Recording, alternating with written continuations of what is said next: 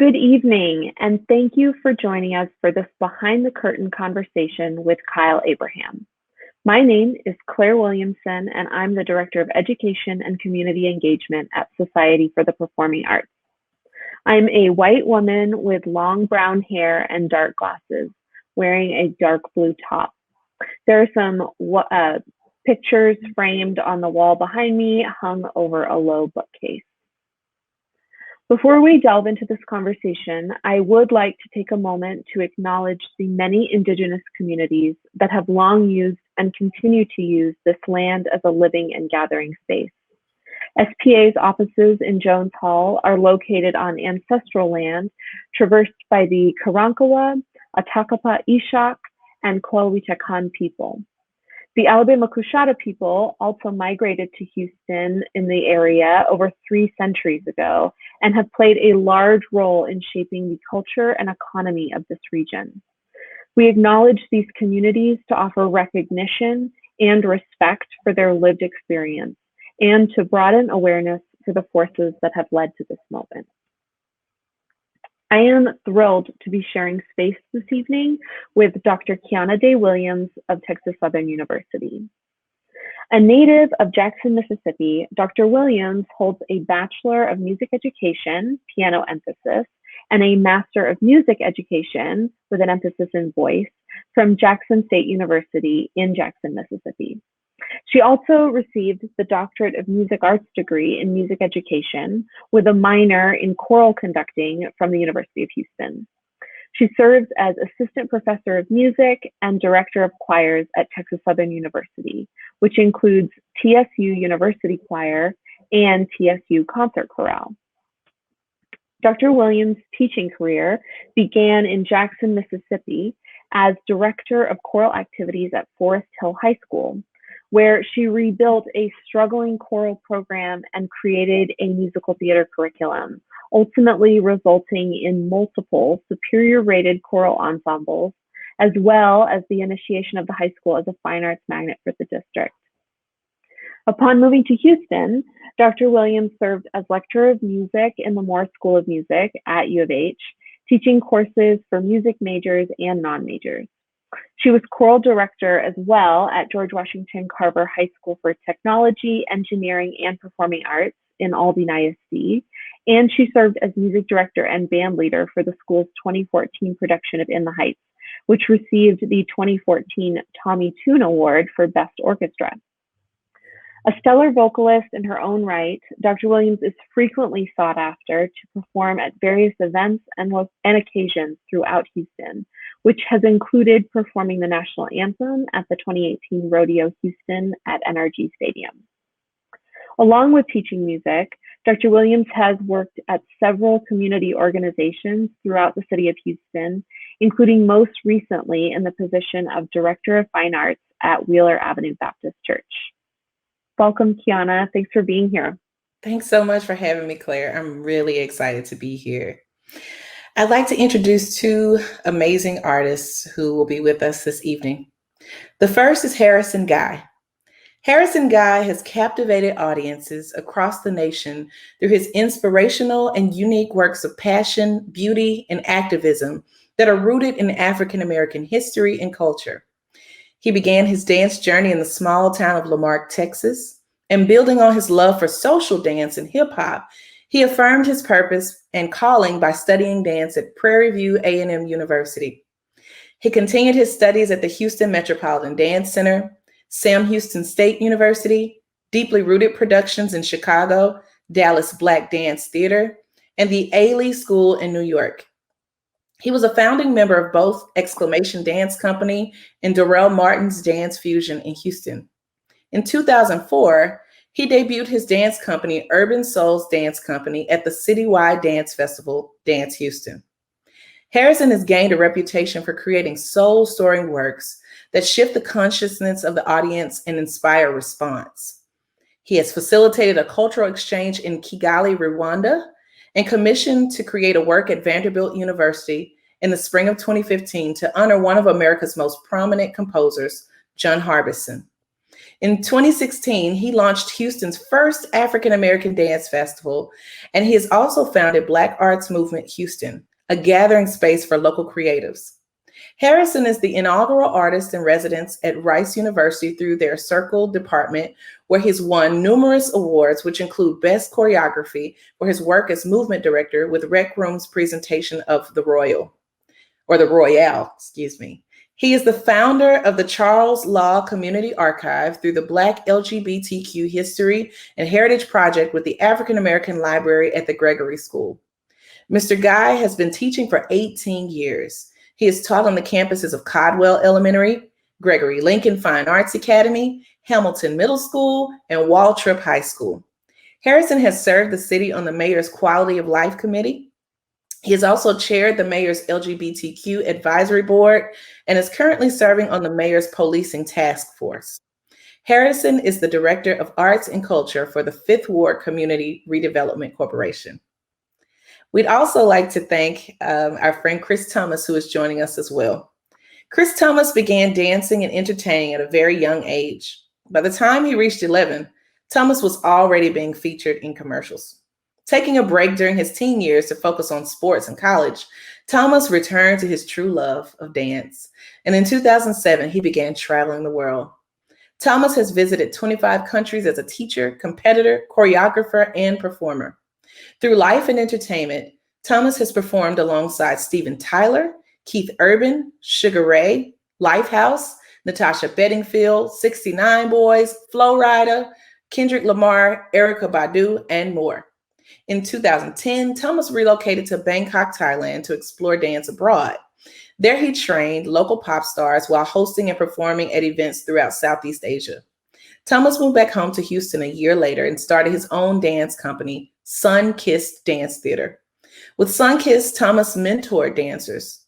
He also provided opportunities for them to expand their talents to become more valuable in the competitive market of entertainment. Thomas now has past dancers who work and tour with Sam Smith, Taylor Swift, and Beyonce. When it comes to entertainment, Thomas believes he can achieve anything. His motto is, God gave you a talent, use it. That is your gift to the world. Thank you, Kiana, for those wonderful introductions. It's now my pleasure to introduce Kyle Abraham. Kyle Abraham and his choreography have been featured in O Magazine, Ebony, Vogue, Kinfolk, Document Journal, and several other publications. He's the proud recipient of a 2016 Doris Duke Award, a 2012 United States Fellowship, several coveted Princess Grace Awards, and in 2013, he was named MacArthur Fellow. In recent years, Kyle has created several works for Alvin Ailey American Dance Theater, and he has choreographed solo works for American Ballet Theater principal dancer Misty Copeland, New York City Ballet principal dancer Taylor Stanley, and works for Paul Taylor American Modern Dance, Hubbard Street Dance, and a music video for Sufjan Stevens' Sugar. He premiered to be seen a new solo for American Ballet Theater principal dancer Calvin Royal III for the 2020 virtual Fall for Dance Festival. Abraham is a visiting professor in residence at UCLA and the artistic director of AIM, the internationally acclaimed New York-based dance company. The mission of AIM is to create an evocative, interdisciplinary body of work. Born into hip-hop culture in the late 1970s and grounded in Kyle Abraham's artistic upbringing in classical cello, piano, and the visual arts, the goal of the movement is to delve into identity in relation to a personal history. The work entwines a sensual and provocative vocabulary with a strong emphasis on sound, human behavior, and all things visual in an effort to create an avenue for personal investigation and exposing that on stage. AIM is a representation of dancers from various disciplines and diverse personal backgrounds. Combined together, these individualities create movement that is manipulated and molded into something fresh and unique. An Untitled Love is one of AIM's latest works and is an SPA co-commission. Set to the music of R&B singer D'Angelo, the work serves as a creative exaltation centered on the often overlooked love and unity that exists within the Black community. It is designed to honor Abraham's family and celebrate love within his community. As Kyle has stated, this is and has always been the fundamental goal of my work, to honor, celebrate, and uplift the Black community and the world at large. Aims, An Untitled Love will be presented by SPA during the 2021-2022 season. Welcome to Kyle, Harrison, and Chris.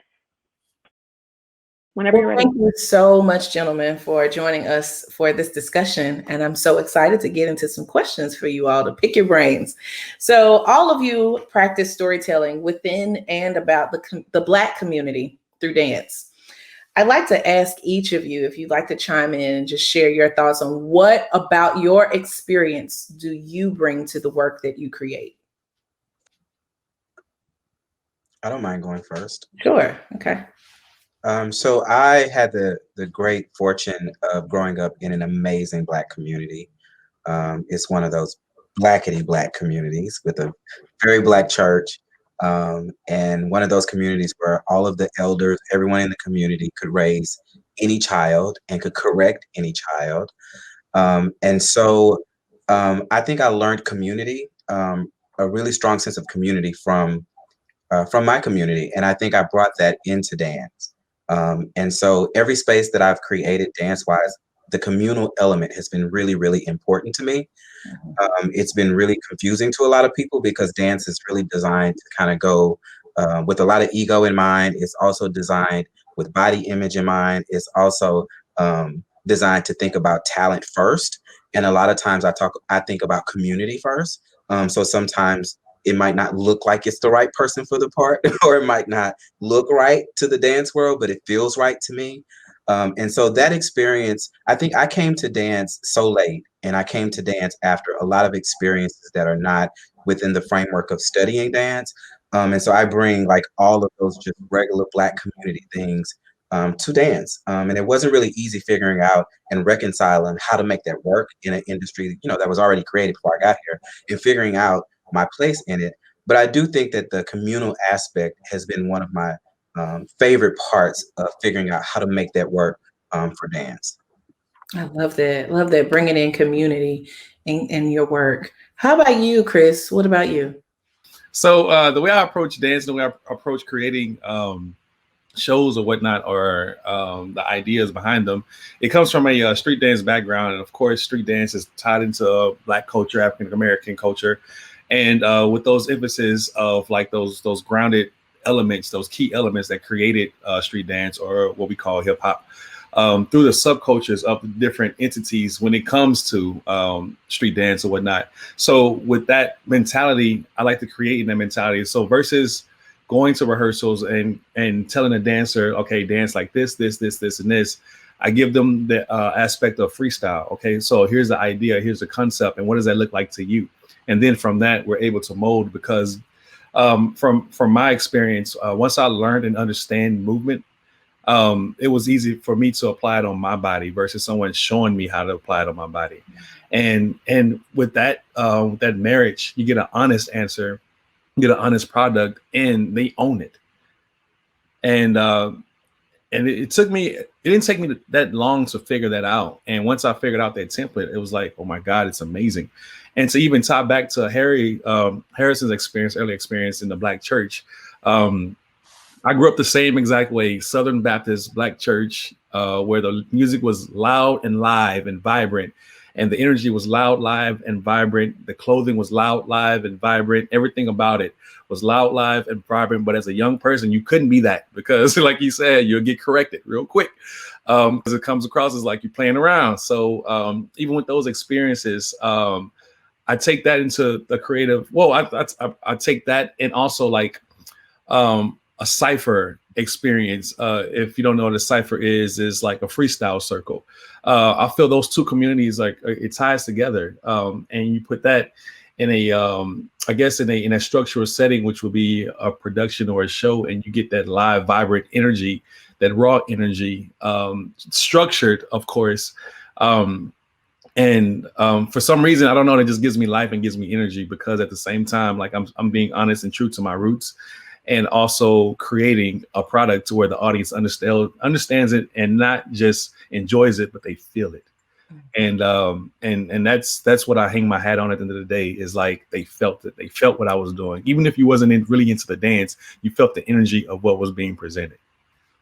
I love that. And when I think about what you and Harrison both, how you have tied the Black church experience in, that's part of the pull, is the feeling, not only the spirituality, but it's the feel that you get from it. So I love that you connected that, you bring that into the work that you do through dance. Kyle, how about you? I'm sorry, Chris, please continue. I'm sorry. So last thing. So like, even with that spirit, like, I created a show called Silver, and it was literally based on my grandmother. My grandmother's name is Sylvia, but on a birth certificate is Silver for whatever reason. Wow.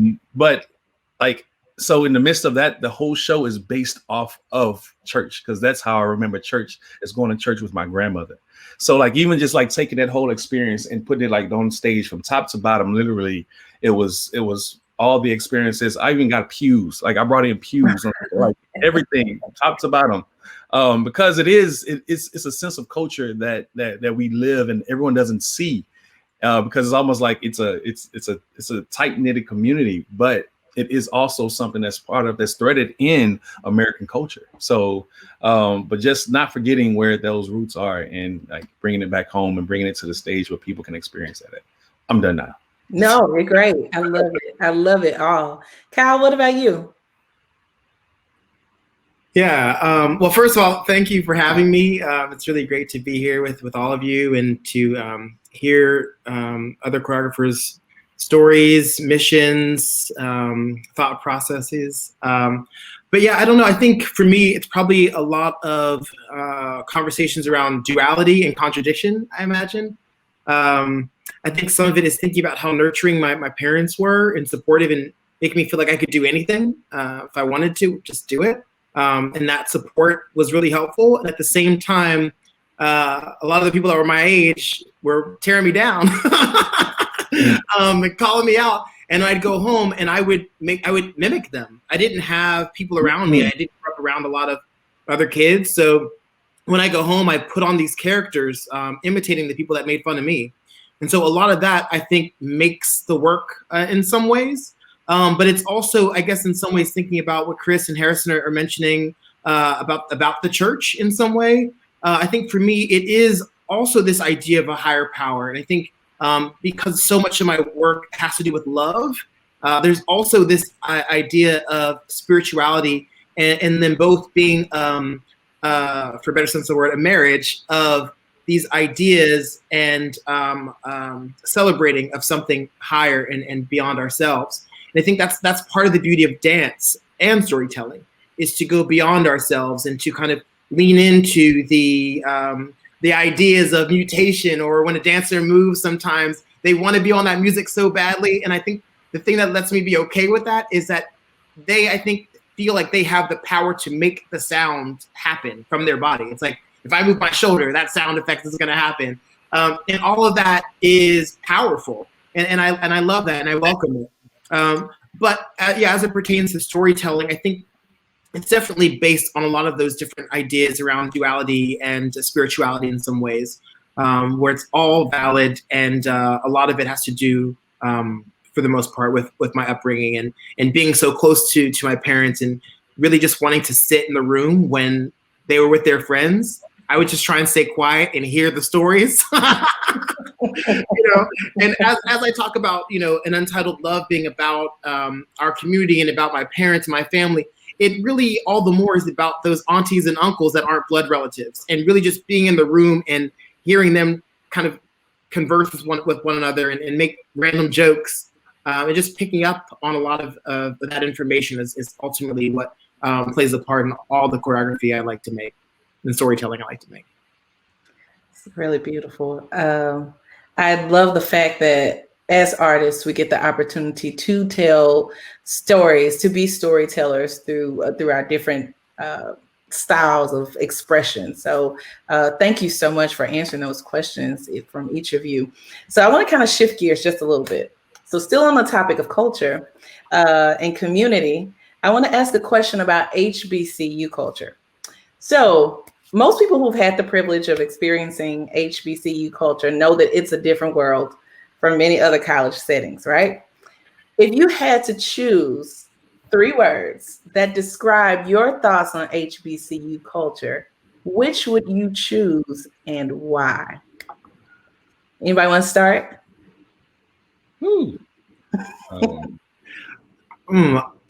I would say legacy, celebration, and pride. I love it. I love it. Chris? Tradition, youthfulness, and I'm a sneak an extra word, unique energy. Okay, I like it. I like it. Harrison? So I'm gonna do 2 sets. My first set would be A Different World, because of the show. And you kind of led into that. I did. You did lead in with it. Very intentionally. Yeah, it was good. Yeah, I got it. I picked up on that. I liked it. And I loved watching A Different World. It absolutely made me know that I was going to an HBCU. If it was not for but a minute, I had to. I needed that in my life. The word I share pride. I share pride, which Kyle mentioned. My other word would be excellence, because HBCUs have a way of being hard on you, I would say. And then I would use the word home, because for me, this is an interesting question for me, because I absolutely found out, or felt like I found out, why I was born at a HBCU. When I went to Prairie View, I thought I was going to be a band director. I love music. Wow, I didn't know that. Yes, I went for music, and I got so much more, once I got there. I marched in the marching band, so I sang in the choir at Prairie View. But what was interesting is that if you know anything about HBCU culture, homecoming is like the deal, right? Yeah. It is just like wherever you are, it shuts down for homecoming for like a week. So at Prairie View, they have this king and queen's coronation where they celebrate all the kings and queens, and it is to do. And as a freshman, I was just blown away at how like the pageantry and like, whoa, I just wasn't expecting all this stuff. I came from, you don't get that at a high school, right? But what was interesting about the coronation is the entertainment was Prairie View's a modern dance company, classic dance ensemble. They performed as the talent. And they had 8 guys, and they were doing modern dance. I had never seen Black men in person do technique at all. I had never experienced it. And when I saw it, I literally just felt like I couldn't move. Like I just knew that I had to be somewhere in there with them. I know how to do that, right? I knew how to shuck and jive and to shake my behind. I knew how to do that. But what they just did just felt like it was reachable for me. It really did. And so I auditioned for, the company, and I didn't know what I was doing. And when they were calling out all these things, passes and turns and all these things, and I'm just like, okay. And so I felt out of place at first, but then I said, the one thing I know how to do is mimic people. And like Kyle mentioned this earlier, I think, in the Black community, we're very good at like pretending to be people. Like, so I said, you know what? I'm gonna tune the words out, but I'm gonna mimic whatever they do up there. And I did that, and I got into the company, and that was just it's just been a fast track that didn't stop. But once I felt dance in my body, I felt at home. And it was a place. And the reason why I call it home is because had I started that late somewhere else, I probably wouldn't have even gotten in, because it just really, I just wasn't up to par, so to speak. But what I love about HBCUs is I like to say that if they see a little light in you and you get around the right people, they'll let you light. They'll make you, ignite it yourself, but they will hold a palm around that flame and make sure it does not go out. And so many people did that. And the dance teacher, Paula Williams, she was like, I know you feel terrible, but I promise you, you're going to be good. And so just her pushing me and staying in there. She paid me for my first piece I ever choreographed. Wow. And it's just it was just a wonderful experience. So I think that my friends that went to Prairie View too have that same experience in theater, has that same experience, wherever in business, have that same experience in engineering and architecture, that they had that kind of, it wasn't just a professor-student relationship, but it really was a communal relationship. Oh my goodness. That imagery of holding the flame, the hands around the flame. I think all of us are swooning over there right now. And that's stuck in my head because not only am I a professor at an HBCU at Texas Southern, but I'm a product of an HBCU, having graduated twice from Jackson State. And you brought back so much to my memory from, of course, homecoming is after you graduate, you always go back, if you can. But about homecoming week, being in choir, being in band, just like you, Harrison, I was always a part of coordination because it's the high holy holiday besides commencement and Founders Day, and convocation, those are the big things on the campus. So I knew from a freshman that it was this big thing, but it wasn't until I was Miss Jackson State myself and I was the queen being honored, on that day. They literally Miss Jackson State, all right. About 80 pounds ago.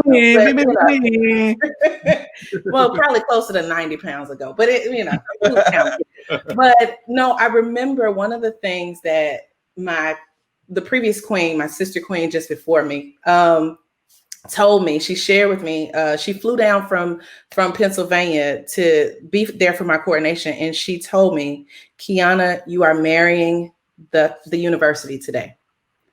This is a marriage to the university, and I want you to look at it like that. I want you to take in the entire day and feel the love from this community and feel your ancestors all around you as you are being celebrated to be a part of this. So I didn't ask myself this question, but when I think about words that make me think of HBCUs and the culture, love always comes inside of it. And I think love is probably the thread that weaves between all the tradition and the pride and the youthfulness.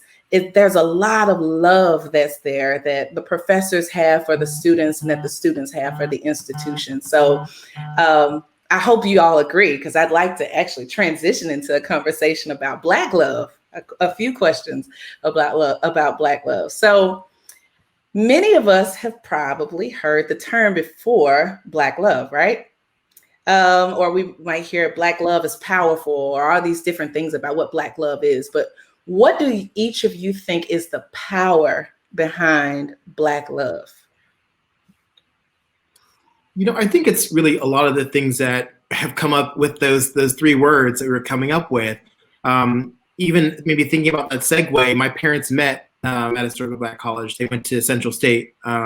That's where they met in Wilberforce, Ohio. And all of the stories that they've shared with me through the years play a major impact and a major role on just who I am and how I try to navigate through this world. I think it's not only their storytelling that is a representation of Black love. It is the ideals around how we as a community can come together to recognize one another and encourage one another and protect each other at times. All of those are different manifestations of Black love and the way that we can show it towards one another in ways that I think are just always inspiring and maybe a homecoming of sorts. Beautiful. Who'd like to share next? Oh, sure. I don't mind going. I think that you probably felt from my answer about HBCUs that I am just overwhelmed by Black love. I really sit before you because of so many examples of what Black love has meant in my life. I have a family who let me, as a young Black feminine boy, twirl around and told me that twirling was good and that there was nothing wrong with me, and that, I could be anything I wanted to be inside of that femininity. And then I had a church that told me, we love you so much that we think you can lead and be a leader in front of everyone, and then I went to, a college that told me, we love you enough to make you great. And so all of those experiences in our community, what I'm awestruck by is that in a world that continuously beats up on Black people, right? And in a world that continuously brings us down, that we can still find a way to love.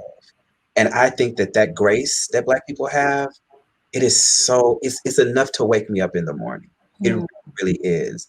And so it makes me, though, want to love too, right? Because who am I to not then give that away with all of that that is in me? And so I try my best. And I think that's where that communal part of me come. I cannot be like a butthole about dance, right? With all that love in me. I can't be like, you know, this kind of choreographer who has this kind of ego tripping when I have all that love in me. And so I think that the love has guided me in a way that sometimes feels weird, honestly. It feels a little weird because sometimes you feel like you're supposed to be a different way.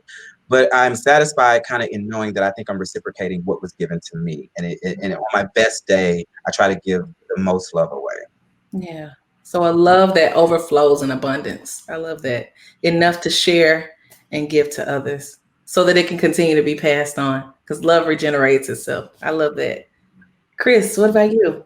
So, all right, I'm gonna give you some in the culture insight. If you're not in the culture, Black love to me is, and I love this. Walking down the street or going to a store and you pass another African American person, Black person, and you give them the head nod or the acknowledgement, and like that's so powerful to me because just recently I started recognizing that, like just subconsciously, like you'll just pass. And like, there's always a head nod, or it's like, "What's up?" or "How you doing?" Like it's just a small little thing that us as Black people do, and we don't even know each other. We don't know the person from wherever to wherever, but no matter what we're doing, like we make eye contact, and it's an instant connection, and it's beautiful, and I love that. And I walk past that connection, is like wow, like I don't know, I can't explain it. It's just it's dot. Like, who knows? Mm-hmm. And also, in the midst of that is the way we acknowledge each other. We have handshakes in the Black community that wasn't taught. Like there was not a workshop. It's like, okay, cool. This is how we shake hands. It's a thing that literally came together. I don't know. It's like you see I could meet someone probably from the other side of town, never seen each other. When we speak or we introduce, is a certain way that we shake hands. If it's not a formal setting, if it's a social setting, it's the way that we shake hands. It's like, that lets each other know is like I know you, you know me, we're from the same thread, and I recognize you, you recognize me, and it's home, it's community. Another example of Black love for me is the women in my life, my mother, my grandmother, my aunts, my cousins, all those women poured their lives into me. From if it was not from babysitting to picking on me, because I'm the youngest cousin. Well, in my generation, I'm the oldest cousin, but in the generation before me, I was the youngest one. So I was in this gap.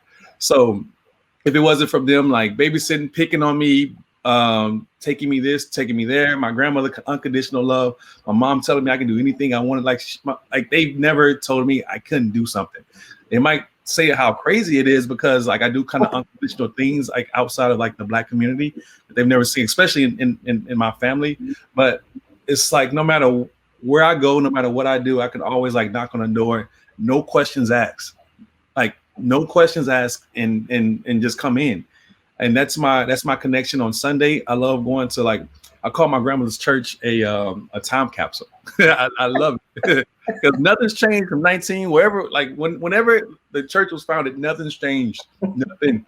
And it's a time capsule to me because it's like, okay, like I can get a insight of what the generations before me felt like and what they did, the traditions, get that. And even just going and just hugging people, they want to hug you.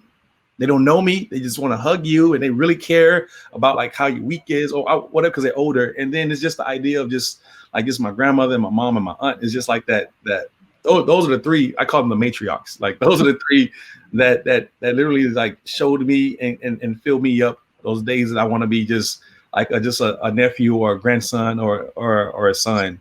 And so all those experiences that I've explained, from like the random strangers speaking, from the handshakes into like the women in my life, like all those things define Black love to me. And then of course through that, I give in the midst of like just going out, just meeting different people, or in I don't know, teaching or whatever. Like I sometimes have to pull on like the like certain like the Black kids. I'm like, yo, like you're the leader in this stuff. Like sometimes I have to remind them, it's like, yo, you're the leader in this stuff. Like, you know what I'm saying? Through love, like push and show who you are.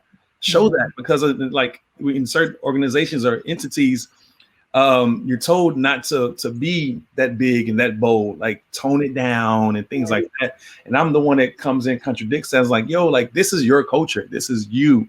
Show that. Push for that and open up that, show that love, like express the love that you have for the culture, because you do it at home, like, or with your friends. Don't come in here and like tone it down. Like, no, I'm teaching, I'm showing you Black love, Black culture. Like this is our celebration moment. Walking your power. Yeah. And so like all those things, like it infiltrates everything that I do, how I move, and the way I feel. Awesome. Thank you so much for sharing those. I know we're going to transition. Claire has some questions she wanted to ask you guys on a few different topics. Yeah, thank you so much, Kiana, for leading that portion. I was just really soaking up all the amazing insights the three of you were sharing. It's just wonderful to hear about the HBCU experience in particular, as something, you know, as an outsider getting to learn about what that was like. It sounds like an amazing structure for young people to grow and be nurtured in. Absolutely. I want to transition to talking about something that I think is in the forefront of a lot of conversations happening right now. And it's something that Chris and I and our CEO Meg were actually talking about last week, and I think has come up for probably all three of you, especially in the past year. I think around conversations of social justice movements, COVID-19, even in that storytelling capacity.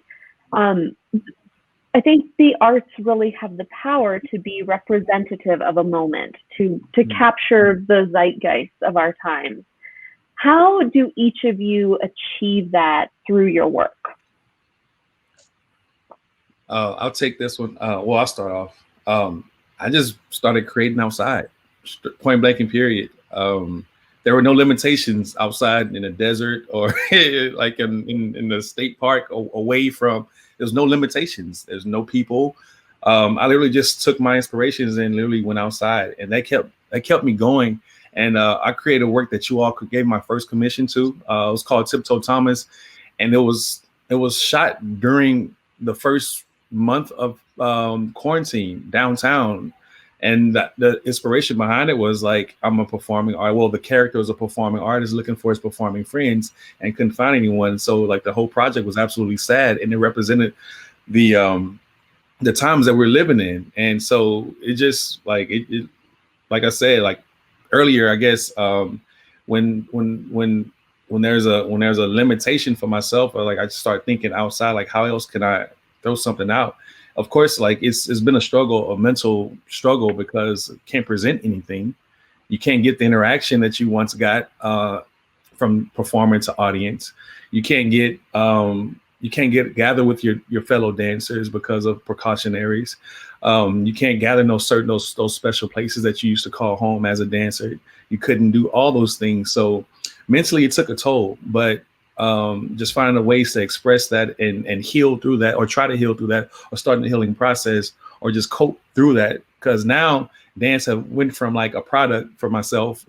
It's become a way for me to handle like different and raw emotions that I've never really experienced before in life. And without having the conversations, I can have the conversation with me in space through movement and reconnecting with myself and reconnecting with my ideas, because when everything was going fast, I was going fast. So now things have slowed down. I have slowed down, and it's given me a time to process my mental, and great things have come out. And also like it's things I've had, it was time for me to give up and move on from, has come out as well. But it also connected me through it's all through the art of dance for myself. So I mean, that's how I coped with it, how I dealt with COVID-19 and all those things. I literally just went outside and figured life out. So yeah. Thanks, Chris. Absolutely. I think also one thing that comes to mind for me that we had talked about as well was just that idea of Tiptoe Thomas, the work that SPA commissioned specifically, being a time capsule, something that we can look back on years from now and say, you know, this is how artists were feeling. This is what the world was like during this time. And that's so valuable and something that, you know, we can do through the arts in a way that really impacts. I think I'd like to take the social justice part of the question. You know, when I first started my company in 2004, literally launched the company in Houston with a piece about Black men being incarcerated. In 2004, that was not a smart decision, I would probably say. It made it a difficult kind of start of who I wanted to be as an artist and as a company. And then year two, because each year I was creating a work. Year two, I did a piece called 1963 as a duet with one of my co-collaborators and co-founders of the company. We did a piece called The N-Word, and we literally plastered the N-Word, not the N-word, but the actual word across the stage. Second year, that's 2005 in Houston. And we actually had people, Black people, leave the theater when the word came up. You know, and so year three, it was a piece about HIV and AIDS and the stigma of that in the Black community, specifically a piece about HIV and AIDS and stigma in the Black community. So that's just the first 3 years. And so I started very early choosing to be a person who would do responsible work and would do work that had a social consciousness. I will say I was very early in my kind of choreographic year, so I don't know exactly what I was doing, honestly, but it's just how I started and how I've always kind of been. And so in this moment, you know, it feels like people are kind of catching up to that. And so, you know, specifically in Houston, I know there were people that would never even touch my work, would never even come to see my work, would never even want to be, and this is Black people too, because it's kind of guilty by association. Like, I'm not that kind of Black, right? And so people just didn't feel comfortable being around, I'm serious, like people just didn't really feel comfortable being around someone who just spoke so honestly about the way that the world was, because Houston has a very, very bad habit of putting a nice bow on even the worst thing. We love the press. That is Houston all day long.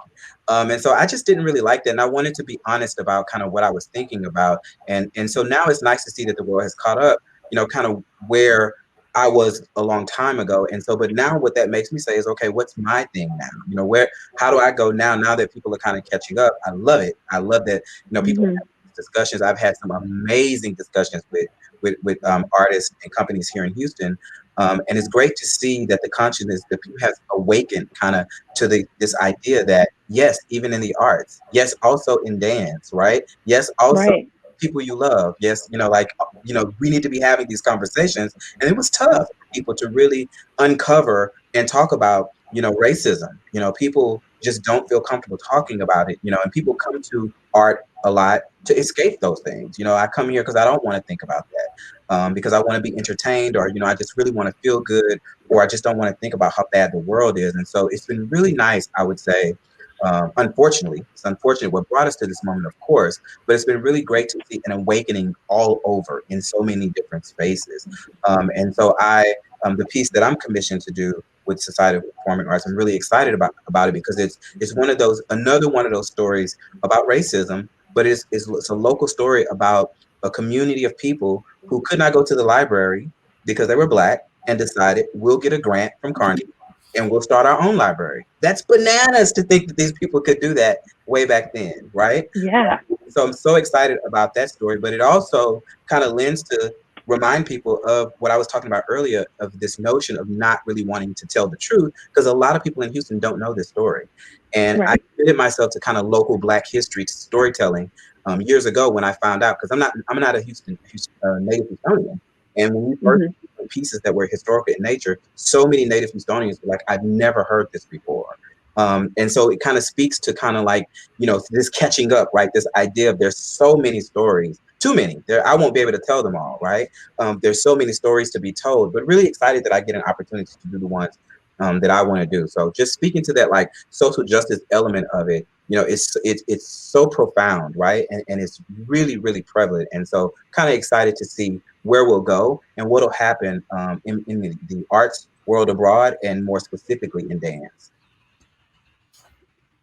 Wow, absolutely. Thank you, Harrison. I also think that's so fascinating to think about that, you know, you've been on the cutting edge for so long that now that folks are starting to catch up, you're deciding what's my new edge? What's the next, where can we start pushing people towards in terms of having conversations in dance and exploring different issues.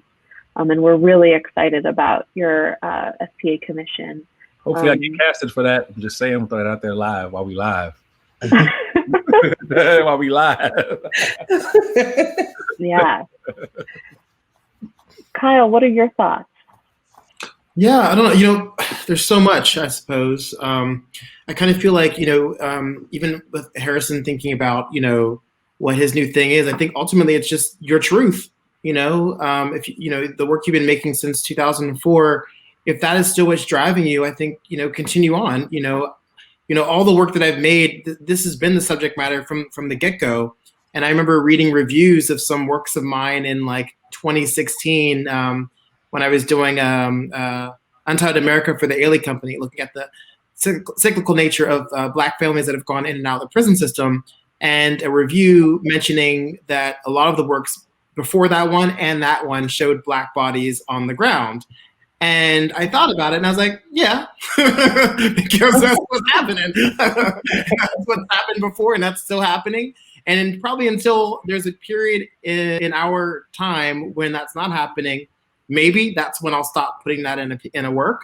But even when I'm making a work for New York City Ballet, I still make sure there's a Black body on the ground at one moment to just kind of make sure that is realized and recognized in a lot of ways.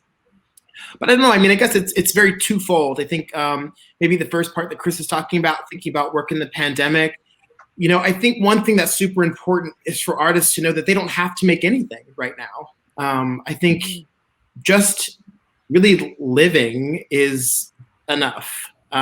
Just trying to find space to wake up, to eat, ideally to do some sort of exercise, whatever that means. If it is reading for the day, if it is like going for a walk, even from a bedroom to the bathroom, like all of those things, I think can and should be celebrated in these times. I know it's really hard, especially when we see or hear from friends and colleagues or people that we don't know, other people in our field doing so much. It can make you question what you're doing and make you feel a ways about what you're not doing, perhaps. I think I definitely went through that for a period of time, especially someone who, you know, lives alone, doesn't have much family. Those parents of mine that I mentioned several times are now deceased. You know, it's a very different time for me. So this idea that people have had in this pandemic of we're all in this together, I'm like, no, we're not. I'm actually alone. You're not. You probably have your parents or your loved one or your dog or your cat. You have somebody, a cousin. I have no one. So I'm not in this with any of you, but, you know, love you dearly kind of thing. And so I think for me, I had to get past what all of those feelings were for me to just make work. And I think the thing is like, yes, it's always exciting to think about this idea of work being part of a time capsule. But I think there's this whole other conversation that we have as artists about like, what are we making that also just lasts beyond a moment? And I think maybe there are people who are, you know, kind of as Harrison's kind of bringing up, like making work for this time. But I don't even understand this time really. You know, we have been murdered for a very long time. So I for this past year of these questions that come up a lot about this time in particular this year, I'm always kind of baffled and really like trying to understand why it's coming up more this year than it was last year or the year before, or making a work like Pavement in 2012. I made the work kind of really looking at Boys in the Hood, 1992, 91, 92, and thinking about W.E.B. Du Bois, Souls of Black Folk, and thinking about Pittsburgh's history and where I was at that time. And when that work premiered in December 2012, I think we did a preview of it in like January or February of 2012. And people thought the dance was about Trayvon Martin. And I'm like, well, no, but maybe it's about all of the Trayvon Martins, because that young man wasn't even in anyone's consciousness when I started making that piece well before that point. I wrote the narrative for my grant in 2010. So, it's just that's crazy. Well, I mean, that's just the thing, right? We're making work about our stories and our experiences and our journeys and our history because we are storytellers. Right. But, we're not necessarily opportunistic in that way or trying to hop on a moment. I think we can be responsive, but I think the most important thing with being responsive is being honest, right? And know that, like, if right now I choose to make a work about Black futurism, that is just as profound and pro-Black as me making yet another work about police brutality in 2021. Because we need to show our strength at all times. We can show our vulnerability in new ways and in different ways, and stay honest and stay present and stay vocal, stay powerful. But I think I know we should be given opportunities to be our most abstract selves, in the same way that so many white choreographers for a very long time have been able to make work. And it's, there are times I go on panel discussions and questions come up about what, how I'm responding to George Floyd. And I want to ask the people asking that question, how many white choreographers have you asked that question to? Claire, your question wasn't about George Floyd, but it's just one of those things that comes up for me where I'm like, okay, sure, maybe I'll respond, but my rebuttal to you is really, if there was a white choreographer in this panel, would you ask him that same question? And that to me shows the growth that people are kind of talking about in this year. But until that starts really happening, but happening in the way that isn't about trying to do what's right, but doing something that's just so natural and so honest in a question, like, that's for me, I guess, when I think maybe we'll get to this place of growth and change, is when it doesn't have to be manufactured. Some of those questions are like, yeah, how do I ask this question to make someone feel inclusive? No, it should already be it should be much more natural. Hopefully that is possible at some point. Maybe it won't be. Who knows? Yeah. Wow. That's so much food for thought there. Yeah. Go ahead, Harrison. If I could, I'm sorry. I'm trying to, because Kyle raised a bunch of good points there. Really like the point about abstract work, and I think that people are always surprised to hear me say this, because I am a storyteller and most of my pieces are narrative driven. But that's just how I like to create. But I am a huge advocate for Black artists getting to create whatever they want and it being exactly what they want it to be. And in a lot of spaces, what I noticed is that Black people don't get to explore because we're expected to create this Black excellence thing. We don't get to try things out, try them on for size, really develop our craft, because maybe I don't even know who I want to be yet. So where can I play without the expectation that something amazing is going to come out of this?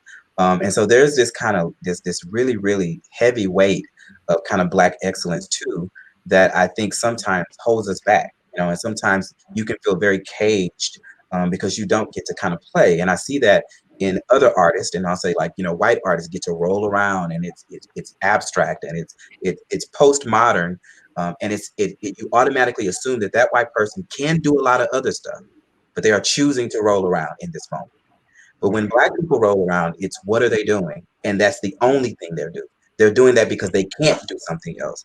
And I have seen this play out so many times, and it really breaks my heart because, you know, I really want artists to be free. I want Black people, period, to be free. But I think about Black artists just being free and being able to feel that exploration is so important. And it's something else that I hope for. And I think it's hidden, like in all of these things that we're talking about, this uncovering where people are figuring out what to do. I do think we're getting closer to that. But that is something that I'm very, very, very excited about seeing one day, is that Black people just being able to say, I want to create this. And we're saying, do it. Yes, you should. Absolutely. Yeah, I think that's such a great point about creating space to explore, and for Black creators specifically. And that's really, really important, I think, for everyone to hear more loudly as well. I appreciate you sharing that for our audience to understand better. I think I want to start wrapping things up, and this conversation has been so rich. I'm going to ask this closing question and to each of you, and have you answer it, and that sort of be your closeout for the conversation. And this is something that I think you started bringing up in our past question, but you know, when we think about the role of the arts as having, as you know, being indicative of a moment, whatever that might mean, or communicating a story, or pushing the boundaries of our cultural conversations, what do you want your audience to be left with upon experiencing your work? Who are you trying to reach with these stories that you're telling, and what do you want them to take away from this experience? I'll start off. Since we're closing out, first off, I want to say it was nice meeting you, Kiana, and definitely you too. And Claire and Harrison. I know you always talk all the time, but I know for myself, it was in my I guess my slogan or my statement for the company was, we create experiences so powerful that the audience doesn't leave the same.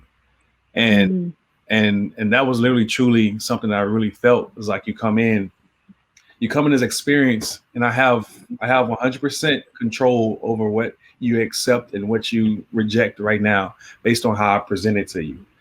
And this is a time where I was creating a lot of works because my background is I'm Christian, and I was creating a lot of works through that realm, that aspect. But I wasn't throwing anything out like it wasn't hard doctrine or nothing like that. And I created through love versus, like, you know what I'm saying, finger pointing. So when in the midst of coming into that experience, I wanted you to feel loved. And on top of that, I wanted you to get a life-changing experience. Even if you like, I'm not trying to convert you or nothing like that, but just get an idea of, or get something that you can take away from, get something that you would think about on the way home, get something that you can have a conversation with over dinner, get something that you'll walk up to me and say, hey, it's this point in the show that I really loved, and let's talk about it, or whatever. Something that you can really like take and chew on for a little bit. Because it's not, for me, it's not just entertainment. It's not like, hey, good night, love you. It's deeper than that. And I'm sure everyone else on this panel can speak on that. It's deeper than that. So through that, I want you to literally leave with a different idea, or leave, I don't know, just a small transformation, or a beginning of a transformation, or the first steps on taking a new way of life, a new way of thinking, a new way of experience, a new way of expressing yourself, or even just a way of like, hey, like I can create as well. Like I'm an artist, or let me, I don't know, it's just something new, something tangible that you can feel and touch and take that back to and apply it to your everyday life. That was my main focus and my main goal. Through that, we create experiences so powerful, the audience will not leave the same. So, wow. And I think for me, my commitment first and foremost is to Black people. That is something I started in 2004, and I am unwavering. But I also want people to understand that the word Black is not exclusionary, right? I'm really thinking about it from an inclusive way because I think it's art that everybody should see. And I think it's stories that everyone should know. But my commitment has to be to Black people because I have two things that I'm thinking about, and that is creating art that doesn't forget and creating art that doesn't pretend. And so for me, those are the two things that drive what I do artistically. And for the audience, honestly, I'm lucky if they feel something, truly lucky and honored. And that is just, that's feel good if they feel something. Beyond that, it's really on them. And that has really moved me to create in a more free space because I used to be so worried about spectacle and like audience and critics. And you know what really changed my mind is one time I did a work about the genocide. When I did the exchange in Rwanda, I just fell in love with the people in Kigali. But I did a piece literally that portrays genocide in Rwanda. And a white critic said it was melodramatic. I'm like, Wow. they're being murdered. You know, they're literally being killed. You know, I don't know how to do that in a roundabout way, right? And that's when I said, you know what? I can't be worried about that. You know, it really was a moment where it was really a moment that really shook me in a lot of ways. But the best takeaway for me was that it's because that was not your intention, right? You just have to remain committed to the people that you made this work about. And so that's just kind of how I feel about that. But if they feel something, I feel so honored. Well, we feel honored to be with you as well. Yeah, I guess, you know, just continuing on with what everyone's saying, I think for me, probably the two most important things are for my audience, my people, my community to feel seen. I think that's super important, and to hopefully feel like their stories, messages are being heard. And more importantly, I want everyone to feel welcome. You know, I think, you know, David Dorfman, a choreographer that I worked with and for several years, is to talk about this idea of invite and indict. You need to make someone feel welcome before you know, stick it to them. You know, I really hold that dear and try to make sure that whatever I'm doing or making, that space is created. Because I think ultimately, if the space is safe enough, people who may not be from your community can feel safe enough to ask questions about your community. And you can feel like they're not coming for you when they're asking those questions. But that environment has to be created. And I think we as choreographers and curators really are responsible for a lot of that energy that our audiences sit with and leave the space with. And can I please, I'm sorry, Claire, I know these were our closeouts, but I just have to say, because Kyle mentioned feeling welcomed and seen, and that this conversation was really, really rich about Black people, but just a reminder that Black people are also Black and sometimes something else. So in thinking about being inclusive, what about Black and trans? What about Black and queer? You know, what about Black and disabled? Like there's so many other things. I think this conversation, when we say Black, we automatically kind of think cis hetero in a way that even if I clearly mentioned me being feminine earlier, but just in the framework of a Black conversation, sometimes if it's not named, sometimes those things are left out. So I just wanted to thank Kyle for naming, welcoming, and having the spirit of inclusion first, and just to remind people that there are all kinds of Black people. Black people are not a monolith. Yes. Well, no people are. I mean, if we really think that way. Yeah. That is a great point, Harrison. Thank you for sharing that. And thank you to all three of you and to Kiana for being here with me this evening. Thanks for bringing us together. Yes. I truly feel honored to have been able to share space with the four of you. This was such a deep, insightful, beautiful conversation. I hope we get to continue that going. Hey. All right, now get out. Yeah, it was a beautiful conversation, really insightful.